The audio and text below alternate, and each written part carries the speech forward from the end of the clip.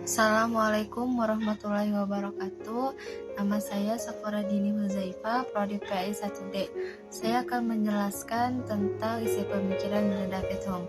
Sebelum ke isi pemikiran, saya akan bahaskan sedikit mengenai David Hume. David Hume merupakan seorang filsuf asli Skotlandia. Nah, selain sebagai filsuf, dia juga seorang ekonom dan sejarawan. Hume juga merupakan salah satu figur paling penting pada filosofi barat dan juga pada pencerahan Skotlandia. Hume lahir pada tanggal 7 Mei 1711 di Edinburgh, Skotlandia. Hume merupakan filsuf pada abad ke-18. Dan pada tanggal 25 Agustus 1776 di umur ke-65, David Hume menghembuskan nafasnya di Edinburgh, Skotlandia. Menurut Hume, semua ilmu berhubungan dengan hakikat manusia. Nah, ilmu inilah yang menjadi satu-satunya dasar bagi ilmu lain. Seperti John Locke, ia memiliki perbedaan pendapat. Menurutnya, pemahaman manusia berasal dari sejumlah kepastian dasar.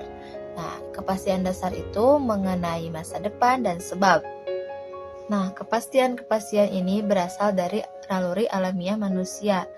Yang namanya naluri alamiah manusia itu sendiri tidak bisa dihasilkan maupun tidak bisa dicegah oleh akal budi maupun proses pemikiran manusia itu sendiri.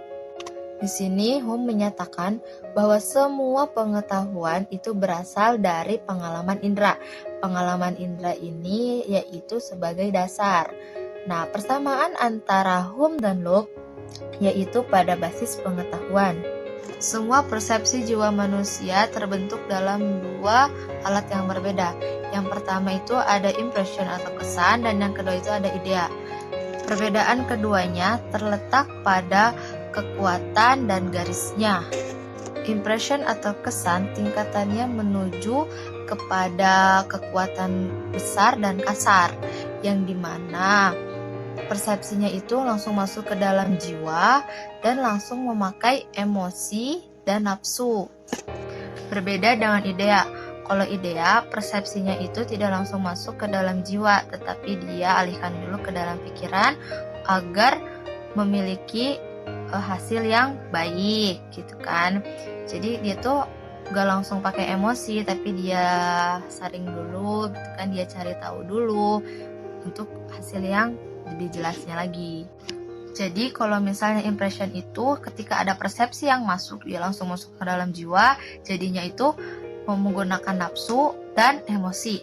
Sedangkan kalau kita menggunakan idea, nah jadi kita tuh harus saring dulu ke dalam pikiran kita gitu kan, untuk kita mencari tahu untuk hasil yang lebih jelasnya lagi gitu, tanpa menggunakan emosi dan nafsu gitu.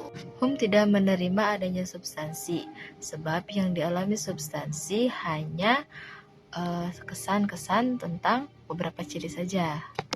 Hume juga tidak mengakui adanya hukum sebab akibat atau kausalitas, sebab harapan bahwa sesuatu mengikuti yang lain tidaklah melekat pada hal itu sendiri, melainkan hanya gagasan kita saja.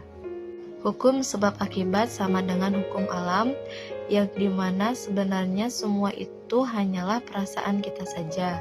David Hume menolak persepsi terbagi menjadi dua, yaitu antara persepsi sederhana dan juga persepsi kompleks. Oleh karena itu, metode Hume tidak bisa digunakan untuk persoalan metafisika seperti Tuhan, karena tidak memiliki basis pengalaman dan tidak mempunyai hubungan antara ide yang didemonstrasikan melalui logika.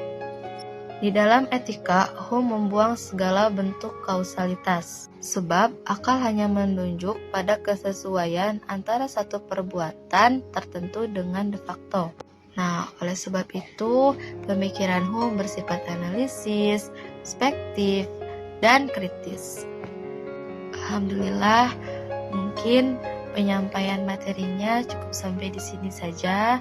Kurang lebihnya mohon dimaafkan. Wabillahi taufiq wal hidayah. Wassalamualaikum warahmatullahi wabarakatuh.